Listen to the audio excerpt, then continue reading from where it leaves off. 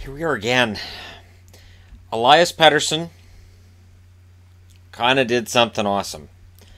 Again. So he set the record for scoring in the Swedish league by a player under the age of 20. Now he's set the record for playoff points by a player under the age of 20. He got playoff MVP, and now he's likely off to the World Championships. And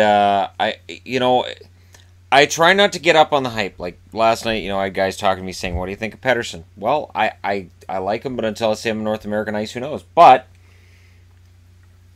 the fact remains that he looks good, really does, and it's hard not to get excited because he's setting these records, and these are records that have stood for decades, and he's beaten them.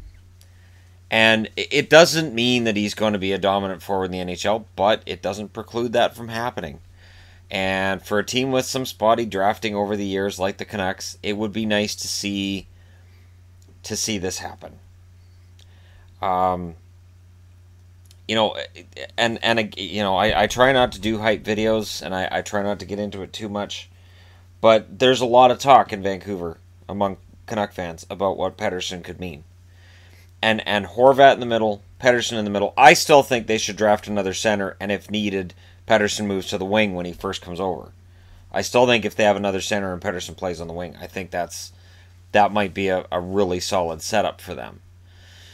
But, we're not at that stage yet. We haven't even got to the draft. We haven't got to the draft lottery. We don't know where everybody's drafting yet, so we don't know. But for today, I'm optimistic.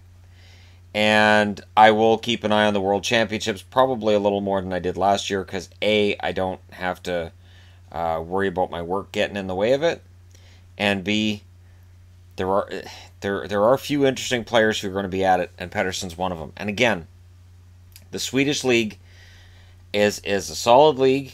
It's not North American hockey, though. The ice is different. Everything's a little different. We'll see how he does when he comes over, but it's expected that he's now played his last game in the Swedish league. He's going to be headed to the NHL next year. The funny thing is, the one article I was reading, it says it's expected if he has a good training camp that he'll be in the Canucks lineup. Oh, I don't think the training camp matters. I think he's in the Canucks lineup pretty much no matter what, because the Canucks are going to want to see what they have and how solid he really is. So I would expect him to be in the Canucks lineup in October. Whether he's still there in November, that's the question. It is an exciting time though right now, and I'll cut it off at that because there's not a whole lot else for me to add. He's done the scoring records. He's got the Swedish record book now is all his, and now it's about creating a new legacy at the World Championship. See how he does against men, and a lot of NHLers who missed the playoffs, and maybe some of these guys who are going to be out in the first round, and seeing what happens in the fall. But we're a long ways from that, so this is more a video so that Canuck fans will want to talk about what this kid could be. Go ahead, let me know what you guys think. Hit like and subscribe if you're browsing your way through. You just happened upon this video. And thank you guys so much for watching. I'll talk to you again soon.